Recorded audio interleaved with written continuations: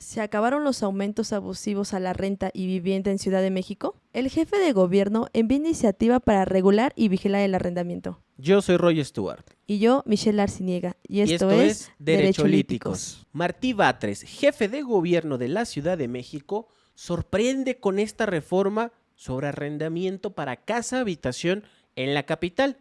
Y es que tiene varios puntos controversiales y que causaron mucha molestia en el sector inmobiliario. Así es, Roy.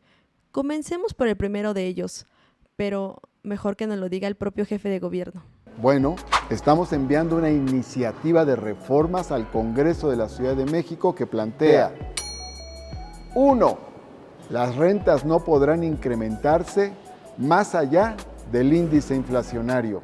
Bien, este primer punto sobre la inflación me parece muy importante. Primero, ¿qué es la inflación? Es el incremento que sufren los productos de manera constante a lo largo del tiempo.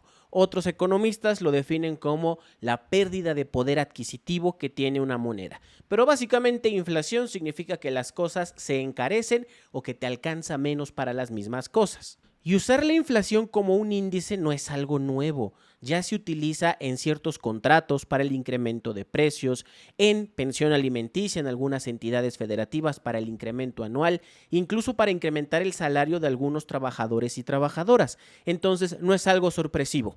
Sin embargo, con este tipo de iniciativa en donde el jefe de gobierno sale a decir vamos a regular que ya no aumenten de manera desmedida las rentas, muchas personas salieron con el típico: el gobierno quiere controlarlo todo, ya somos Venezuela, que viva el libre mercado. Y la verdad es que no tienen ni idea de lo que están hablando. Exacto, ojo con esto. Básicamente este primer punto significa que al renovar tu contrato por un año o más, el incremento no podrá ser superior al porcentaje de inflación, pero no regula de ninguna manera el precio inicial que el dueño le pone a su inmueble. Así que dejen de desinformar. Así es, me parece una buena medida para las relaciones de arrendamiento sanas y de largo plazo, porque se protege a ambas partes.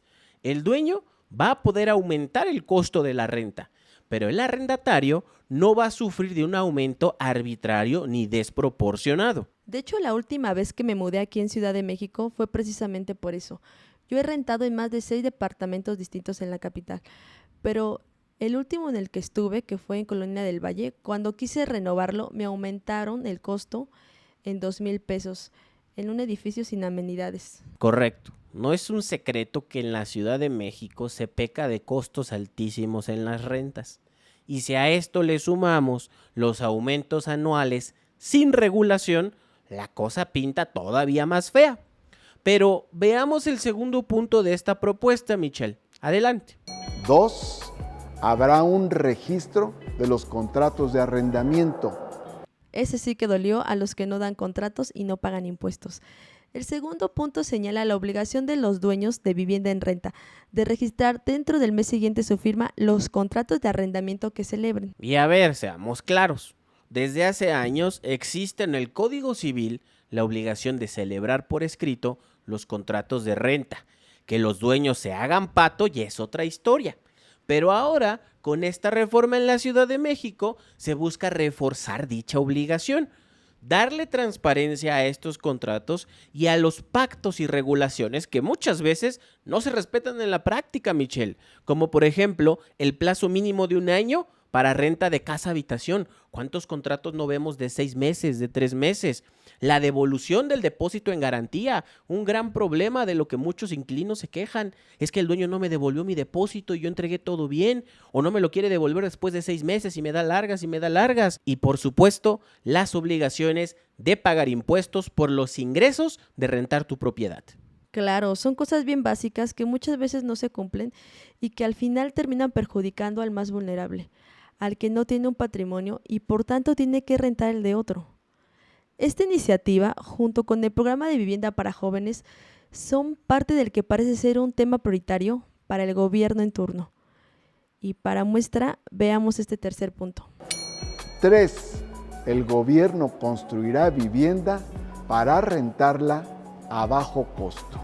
Estas son las 3 medidas con las que vamos a ponerle un alto a las alzas inmoderadas excesivas en el costo de las rentas de las viviendas. Efectivamente, este último punto ya se veía venir desde el anuncio del programa piloto para jóvenes y arrendamiento en Ciudad de México, aunque aquí, en este caso, no está limitado por la edad. Solo dice que el gobierno va a construir vivienda para ser rentada a un costo accesible o bajo. Me parece una buena iniciativa. Las 3 medidas podrían llevar a que los dueños bajen el costo y requisitos para arrendar en la Ciudad de México, aunque por supuesto el sector privado ya manifestó su inconformidad. Totalmente. Con esto el gobierno busca dar un pasito más hacia ese derecho fundamental que ya comentábamos de una vivienda digna y decorosa para todas y todos, como lo marca el artículo 4 constitucional. Así que esperemos el proceso legislativo y la implementación de la reforma para poder analizar su verdadero impacto y si funciona o no funciona, Michelle. En comentarios les dejamos el enlace al texto de la propuesta de reforma.